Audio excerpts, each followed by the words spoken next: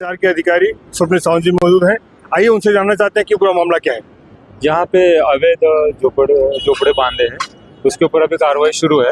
और यहाँ पे एक इलीगल स्ट्रक्चर भी है, उसको नोटिस देके अब उसके ऊपर भी कार्रवाई है। लगभग ये सभी झोपड़े यहाँ से हटाए गए हैं और यहाँ पे जो भी इलीगल एक्टिविटीज होती है वो रुकने के लिए कार्रवाई हो रही है। सर, ये कुछ कहा जाता है कि यहाँ कुछ बांग्लादेशी और रोहिंग्या रहते हैं, उसके बारे में कुछ उसके बारे में कोई जानकारी नहीं, मगर यहाँ पे अवैध बांधकाम है, वो हिसाब से हम लोग कार्रवाई कर रहे हैं।